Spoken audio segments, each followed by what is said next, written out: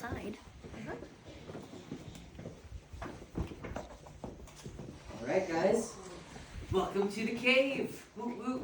You're officially inside of our lovely little hole in the ground. Believe it or not though, this cave has actually been used by people for over 1,000 years. We've got a pretty long storied history. It begins with the Hohokam Native American people, right? They were in this area around 900 to 1450 AD, and then their culture kind of just ended by the 1500s for a number of different reasons. A lot of that was in large part due to the weather. They had a bunch of really severe flooding and then super severe droughts in quick succession of one another that ruined their irrigation system and made it really difficult for their agriculture to thrive while they were here. So instead of sticking around and starving, they joined a bunch of the other tribes nearby, and a lot of their descendants are still alive to this day. But their culture ended, and before that they used to stay inside the cave. They had a really rich trade network, which meant that they were often pretty nomadic and moved around a lot, so they needed temporary shelter. This cave was one of those places. They didn't stay here for long periods of time, besides that, for two main reasons. For one, this is as far as all the daylight in the cave goes. Beyond this point, it is typically completely pitch black.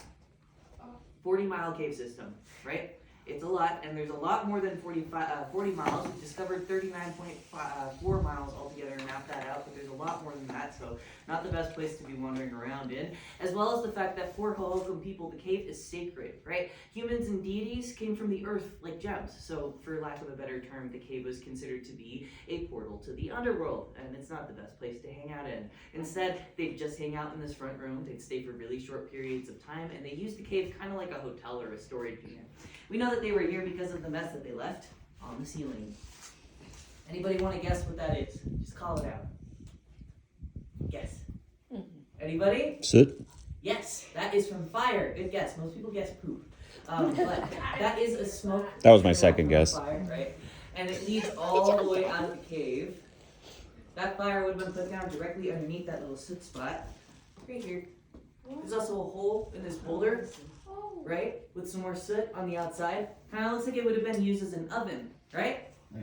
It wasn't, not by the Hohokam anyway. That was installed in when the tours first began as a demonstration piece for where the fire would have been, even though that hole never existed. So it's kind of unnecessary, so that's what they did.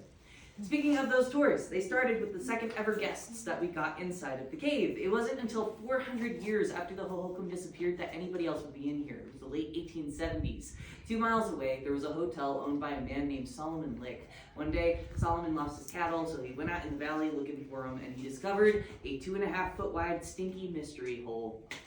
He jumped inside of it. It's kind of how all caves are discovered. People don't really change.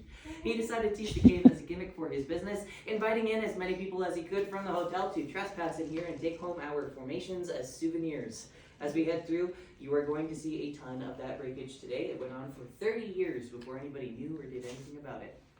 Because of our history of vandalism, I gotta tell you guys, it is illegal to take anything out of here. Take only pictures, leave only footprints, kill nothing but time. Got it?